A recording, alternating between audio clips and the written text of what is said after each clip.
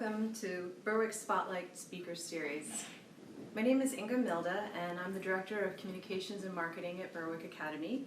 And this is our second talk in a series that is designed to shine a light on current educational topics that are important and relevant to the Seacoast and beyond. Each talk is live and open to the public. Speakers are Berwick Academy faculty, staff, and their esteemed guests. I want to thank you all for joining us this evening for a very important and timely discussion on race and equity on the Seacoast. We're going to be focusing this evening on the National Black Lives Matter movement and its impact on the Seacoast. We'll reflect on Black, Indigenous, and people of color on the Seacoast, and we'll also be talking about using theater, music, and the arts to expand conversations around equity. Some viewers have already submitted questions during the registration process, and they're covering a wide range of interests. We also hope that you will submit questions this evening live, and during the discussion, and with time permitting, we'll hopefully address as many of these questions as we can. In order to do that, if you want to ask a question directly during the live conversation, you can access the chat by clicking on the 3 vertical dots in the view page or the pop-out chat button on the YouTube Live event dashboard. This event will be recorded and available after the event. Facilitating this evening's discussion is Michael Buensuceso, the Director of Cultural Competency at Berwick. Michael has deep experience as a leader in this field. Mr. Buensuceso's guest this evening is Najee Brown, who is an actor, playwright, and activist. Mr. Brown recently relocated to the Seacoast from Brooklyn, New York, and oversees the Soul series at the Seacoast Repertory Theatre, which focuses on presenting Black, Indigenous, and people of color narratives. Najee Brown also produces his own music, wrote his own play, The Bus Stop, which recently performed and was featured at the Seacoast Rep in Portsmouth. He directs and has danced at every stage from the Apollo to the Carnegie Hall. And with that, I'm going to pass the mic to Michael. Thanks, Inga. One of the interesting things about my job here at a school as a person who is responsible for diversity, equity, and inclusion initiatives is I get to have conversations with some really interesting people. And none more so than my guest tonight, my guest and friend, Najee Brown, who I met in February of 2020, just before we all went in quarantine, and we were just reflecting on that. It seems so long ago. And Najee and I were talking about a program that we wanted to do here on campus, along with the Green Acre Baha'i Center of Learning. And Najee was introduced to me through Robert Sapiro, a current parent and their administrator.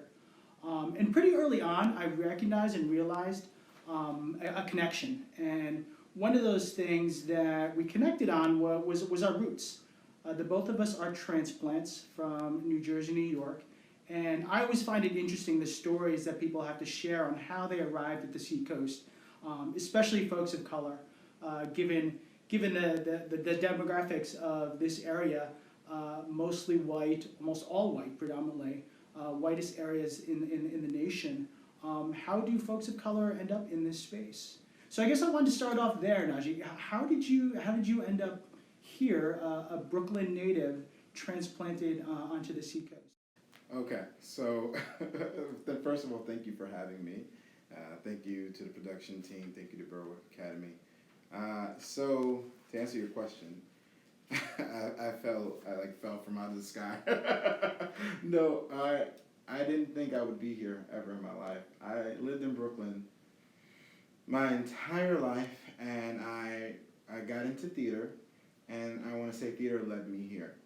I was 2019 August, I was directing a musical called Henry Box Brown, co-directing a musical and choreographing a musical, Henry Box Brown in Edinburgh, Scotland. I was there for a month, the entire month of August, and I had this strong feeling in my gut that I didn't want to be in New York anymore. I didn't know why. I did not know that the pandemic would happen. I didn't know anything. So I called my mentor, Jeff Albert, who is the school administrator, not the administrator, the director of schools at the Green Acre High School and some other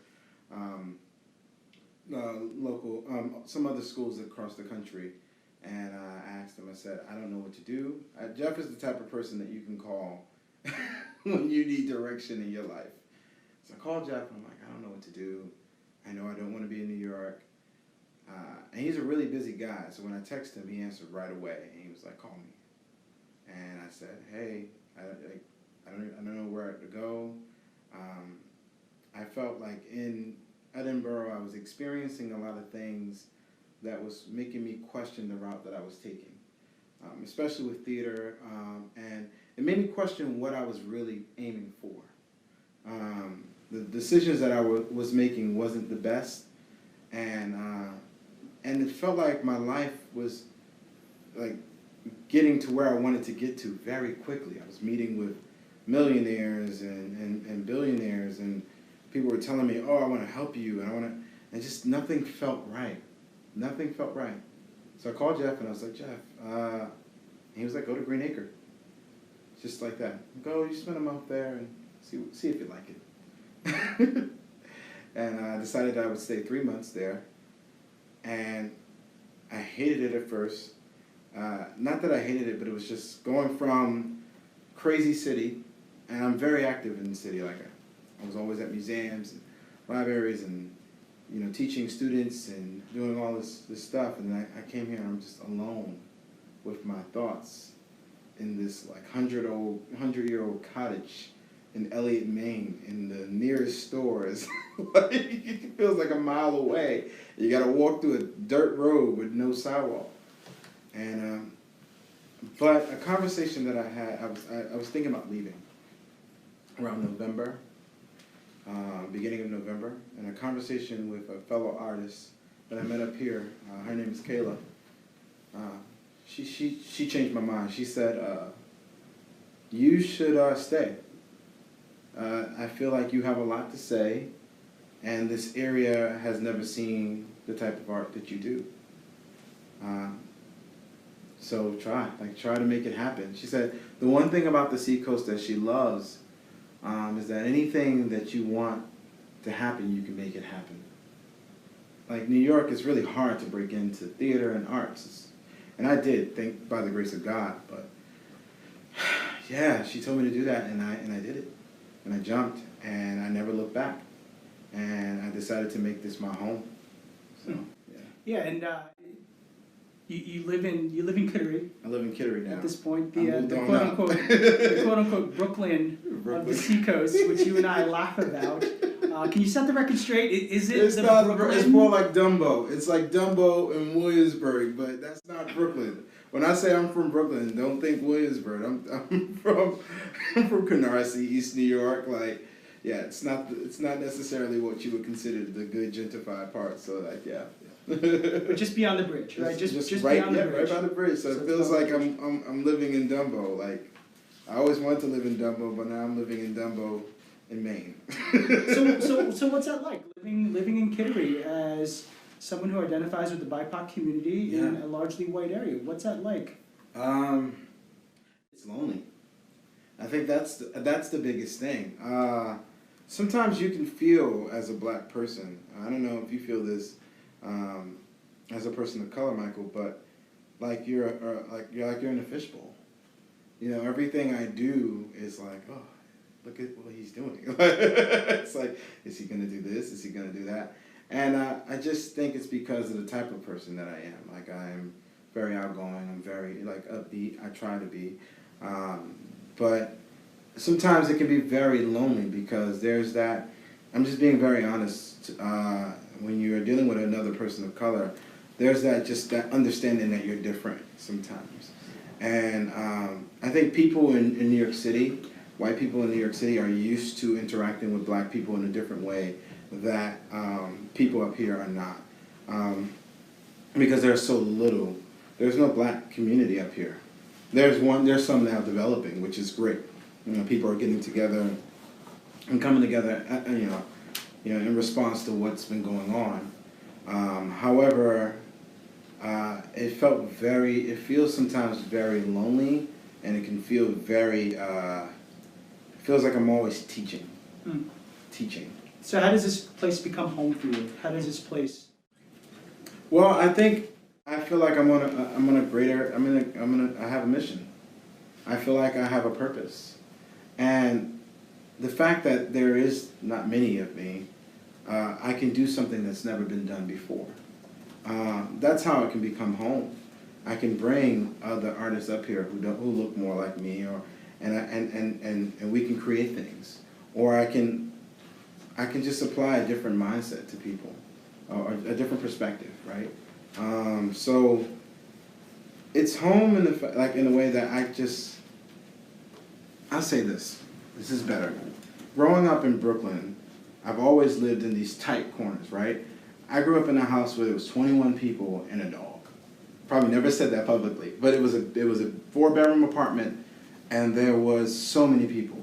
You go on a train, I just came back from New York, so many people. You go into the store, so many people. For the first time ever, I feel like I can free my mind. I can have comfort.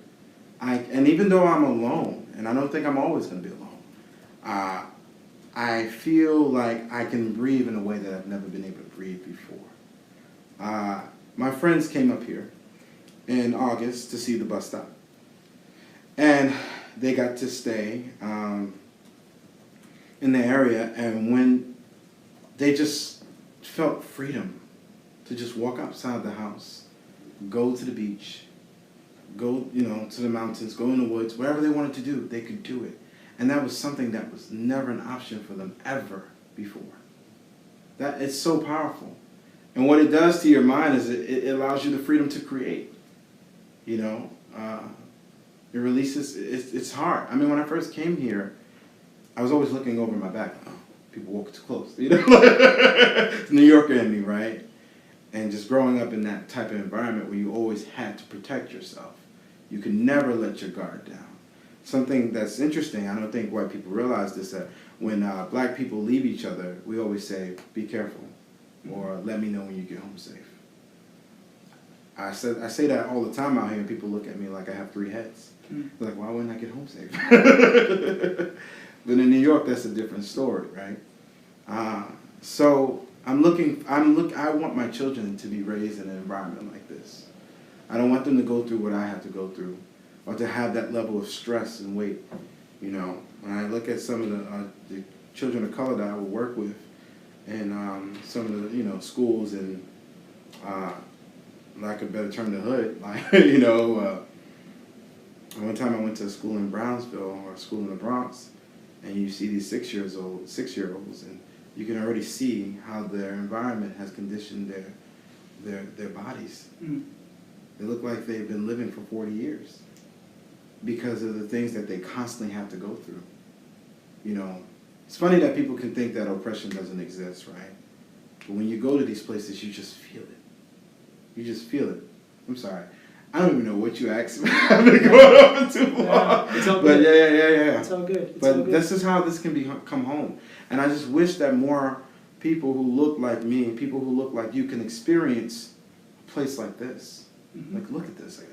15 minutes away from hiking, 15 minutes away from the ocean, and go to the beach and be there by yourself. What? What is this? We're definitely fortunate. I know. We're fortunate. And I wish more people got to experience it. So we're sitting in quarantine in the spring, and it becomes late spring, and all this stuff happens nationally. All of a sudden, our focus goes to names like George Floyd, Ahmaud Arbery, Breonna Taylor, Jacob Blake. What's going through your mind? You're here, right? You're here. You're not at home. Yeah. You're here. What's going through your your mind? It mind? was the toughest thing not to be at home. And I had just went through surgery late April, so there was no way I was going home. I got my gallbladder removed. So I was still recovering. So during that time, I was physically sick, but I was also mentally not feeling good. It was hard. One thing is, just social media was everyone's pretty much saving grace during that time. And then now all of a sudden it's everywhere. You're just seeing these videos over and over again. And then like you see another video and you're like, does this happen? Does this happen before? Like, I don't, like, when did this happen? It's like, oh, this just happened? And you're just feeling it all over again. And all you can think to yourself is, not again, not again, not again, not again. Yeah, it was hard. It was hard to be here. And I didn't want to be here during that time. I definitely wanted to be in New York with my friends and with my family, and like just being able to hold them during that time, because it honestly feels like public lynchings. You know, you're just watching this happen over and over again, and you're just wondering, when will it stop? I don't think people understand that when a black person sees a video like that, it triggers something in our mind that brings us back. It's almost like we just see all of slavery repeating itself over and over again. And the fact that these people are just shot down like they're wild animals or something, you can't even, like, you're not even, the people who are doing it doesn't even seem like they're feeling their humanity, right? I wrote, one of the lines I'm writing my new play, it's like, if you want to take someone's humanity away from them, you have to deem them as a monster. It's like we're almost like monsters that need to be tamed. Yeah, it was hard to be here, and I didn't want to be here.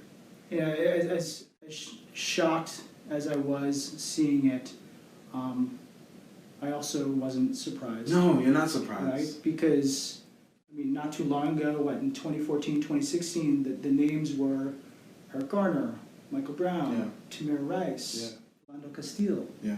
Right? Why do you think this time may be different? Or is it different? No, it's definitely different. It's different in a lot of ways because we were all at home. And one thing that happened was with this coronavirus, COVID-19, we all started to feel how connected we were, right? We're looking at numbers of how many people are dying a day. And now New York City becomes a place where you're seeing all these people are supporting each other, and everyone's just like, you know, shout outs to the essential workers and doctors, and then this happens, and you're like, oh no, not this crap again. Like, seriously, I thought we moved from this, and now we're back here again. But the fact that no one can say that they didn't see it, and if they didn't see it, it was their choice.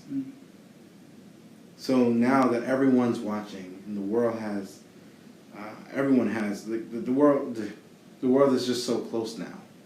I think before you can choose whether you want to feel someone else's pain or not.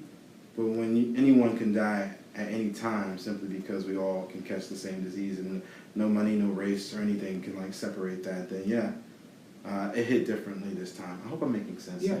I mean, there's this sense that one may have the benefit or the privilege to look away. Yes, and that's what you see a lot here. You see that a lot here. This bubble. This is a place where people come when they consistently want to look away. I don't know if they intend to, but I mean, if you're living in this type of environment, unless a protest. I mean, before the rally started happening here, I don't think anything like that would ever, people would ever have an interaction like that or experience like that here. So what's been the impact on the Seacoast? Yeah, I think people are, their bubbles are being busted. Like, I think they're finally waking up. And I think people are asking, well, what should I do? And I think people are finally realizing that this is a universal problem.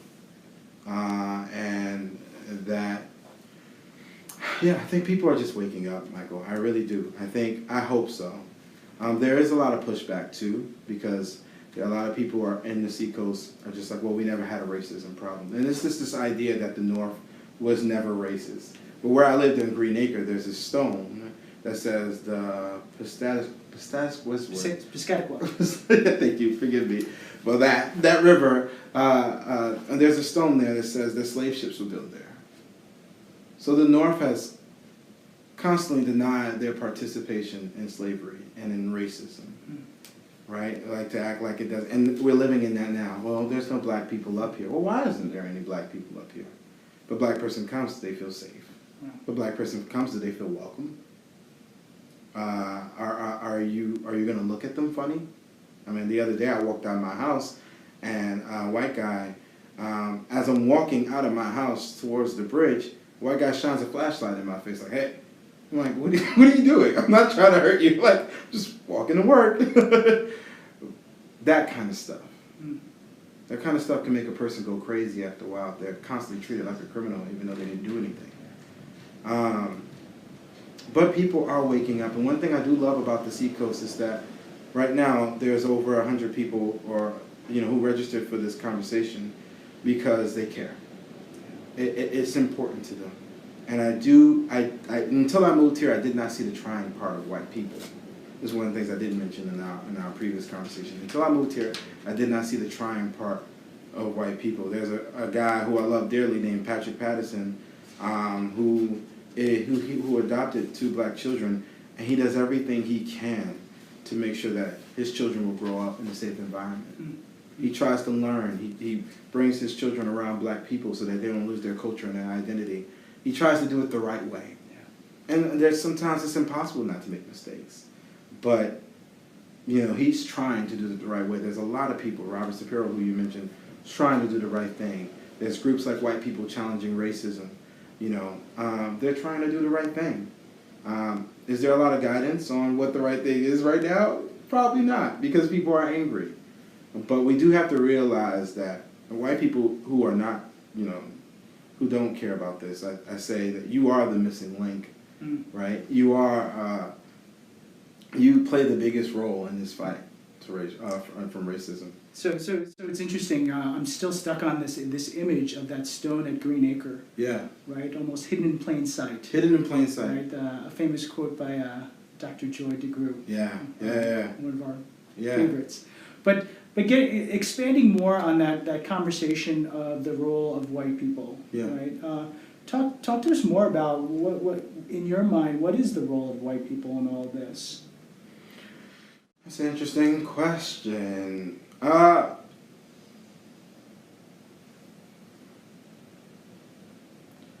Well, you got to do something, and it starts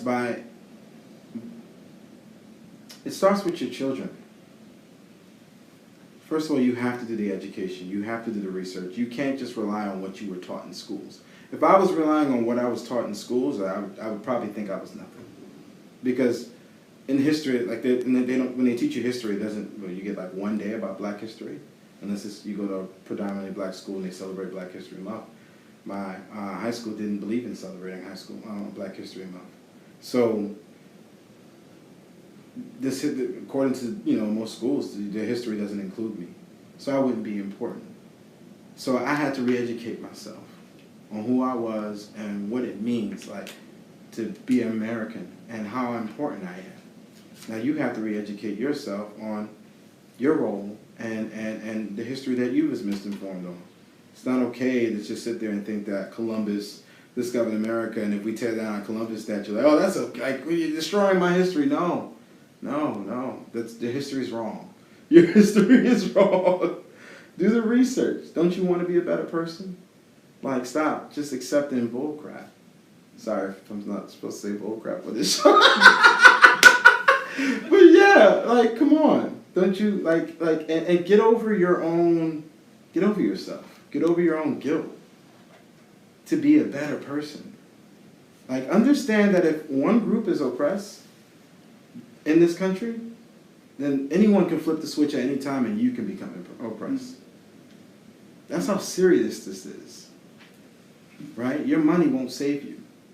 The moment they can create laws and legislation to hurt any group of people, then they can do the same to you.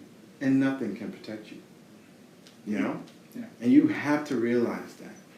You have to realize that. And that's your role. Your role is making sure that you re-educate. Stop thinking that your children are way too young to learn about this stuff. Because there are children in this country, I'm not even talking about in a third world country, in this country that are feeling the oppression every day. So Why is it fair that those children get to experience oppression every day, and your child doesn't even know what the word oppression means?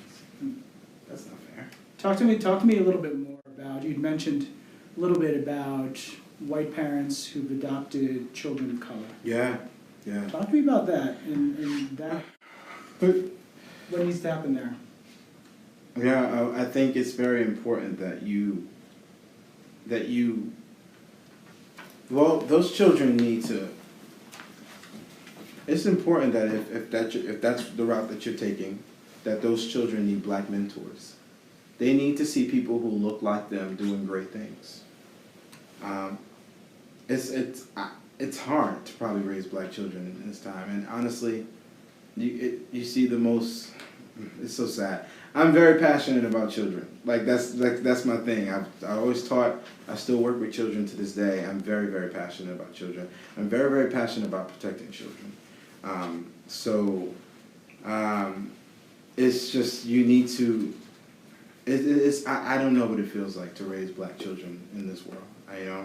And I am very scared about bringing. I'm very scared of bringing children into this world because of that. But if you are raising black children, they need to see how valuable they are. They need to understand how beautiful they are. They need to know that you love them, not just because of the color of their skin, but because of who they are.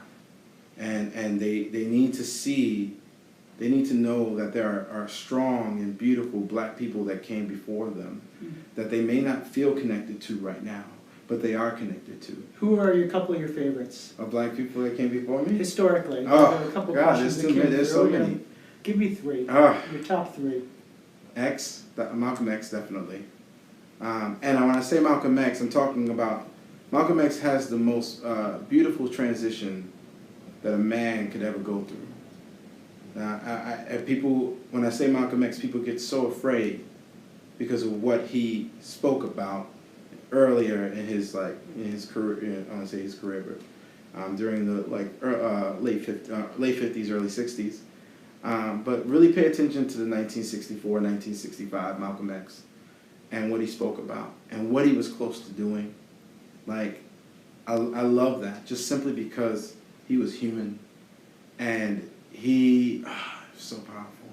And the way he spoke was just, I just wish I could have met the man. If I could have shook his hand.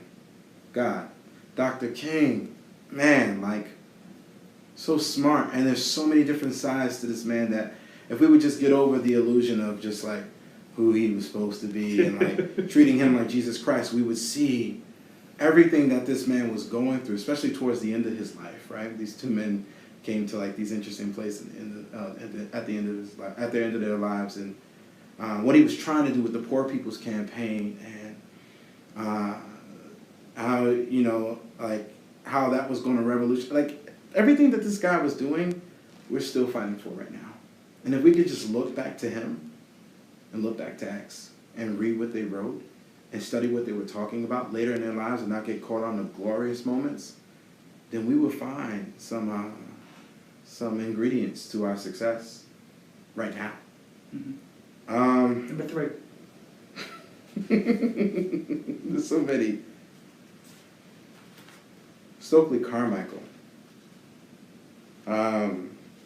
Stokely Carmichael coined the term Black Power.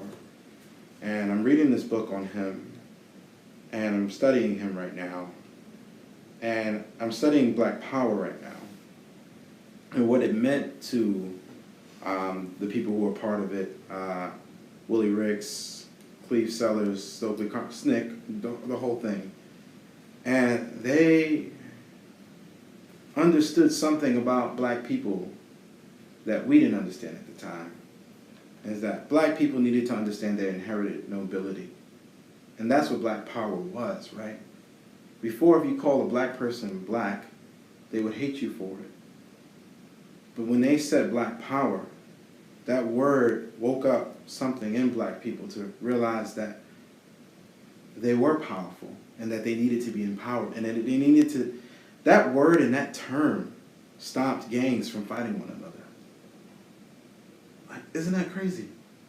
And they began to wake up and see how noble they were, how great they were. Black Power was connected to Africa. Black Power helped stop apartheid. Yeah. Sorry. Yeah. But definitely Stokely Carmichael. I've been listening to a lot of his speeches, and don't worry, I don't hate white people. That's not, if you're looking at these and go, well, he must hate white people. No, it's just important for me to understand all aspects of my history. All of these great men and women. I wish there were more on the women, black women who've done the great work in history, like Fannie Lou Hamer, like Ella Baker, like Coretta Scott King, who low-key was probably more doper than her husband. And we don't acknowledge them. You know, Rosa Parks, we treat her like she was just sitting on a bus. She was the secretary of the NAACP. Mm-hmm. She was the Martin Luther King of her hood. Like, she was dope. Yes. And we need to acknowledge, I mean, right now this movement is, shout out to black women, it's black women are doing their thing. So, we've even though have denied them the privilege to shine, they shined anyway. And that's what's happening right now. So, yeah, none of these guys would have existed without the women that were behind them, or the women that were beside them, or the women that led them. Mm-hmm. You think Martin would have been able to go wherever he wanted to go? You know, who do you think he spoke to about these speeches and these concepts? And yeah, you'd be a fool to think it was just him. Mm-hmm. Yeah. So the words actor, playwright, activist are the three ways that you identify yourself. How do those three coexist? Education, arts, this work in equity. How do all those three sort of work in concert in your current work now? Yeah, I have the privilege of being an actor. I'm more of a, in my head, I'm more of a director-producer. I like the producing director side a lot more than I do the acting, but I have a voice and I might as well use it, right? The playwriting started everything. I was always an activist. In 4th grade, I had this teacher named Mr. Mitchell. Shout outs to Mr. Mitchell. He started me on everything in 4th grade. Like, was teaching me black history in 4th grade. Taught me about Emmett Till in 4th grade. Taught me, like, this guy was incredible. And if it wasn't for him, I probably wouldn't be the person that I am today. There were lots of people, but he planted the seed when I was 8, 9 years old. So Mr. Mitchell. But yeah. Wait, what was I talking about? Well, I think the question is, what's that connection between arts and plays and production with equity work, social justice work? Yeah. Where's that connection? How's that connection for you here? Well, okay, it all started with The Bus Stop. When I wrote The Bus Stop, which is a play, if you don't know, about 5 African American women waiting at a bus stop where the bus takes them to a prison where their male loved ones are incarcerated. I knew that I could not just perform that piece without doing some action. So what we did, me and my friends got together and we talked like, well, what can we do? We did a clothes drive to fight against jury bias, so that incarcerated men and women will have professional clothing to wear to their court dates. Because once you see them in their uniform, you already deem them as guilty, right? So we did that, and just writing the play alone, I didn't realize the type of play that I was writing. Now, my father was incarcerated. My parents were teenage parents. He committed a crime 3 months before I was born, and that led him to be incarcerated for my entire childhood.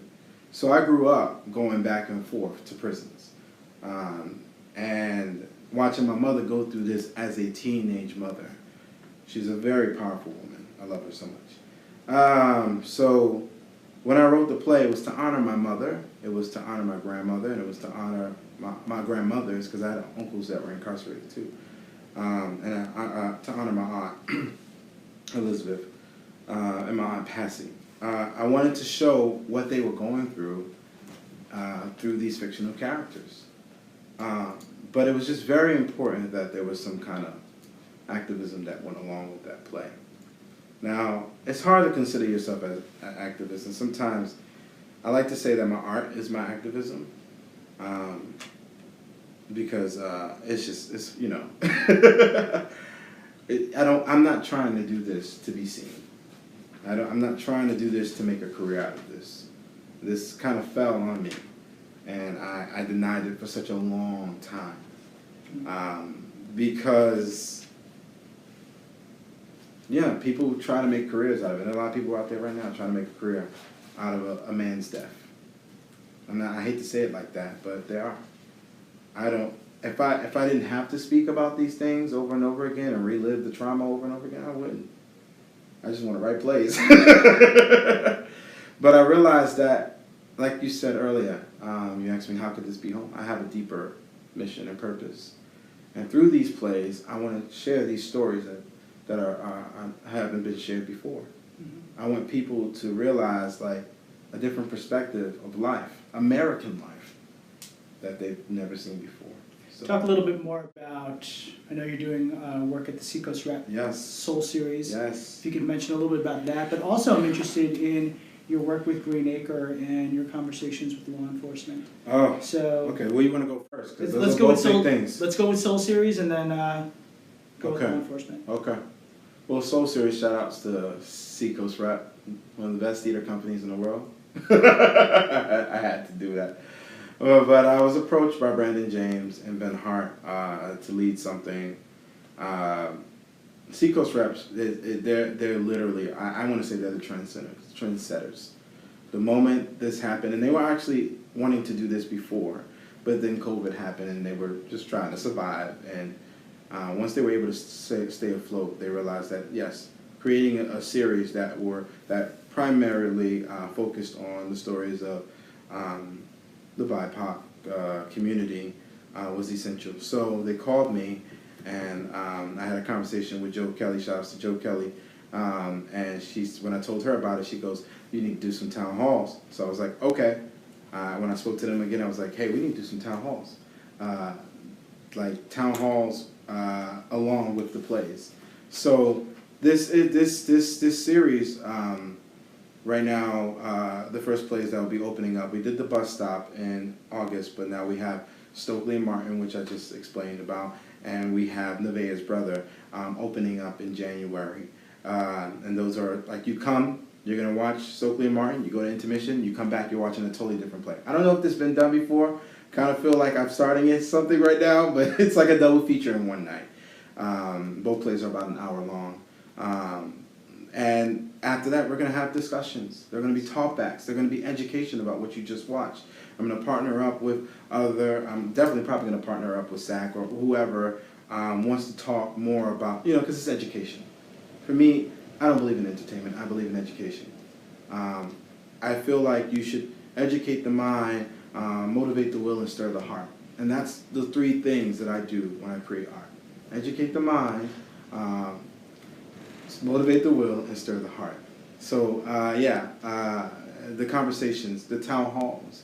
I'm also started something recently, should air soon, it's called New Season, where I'm bringing in local artists of color.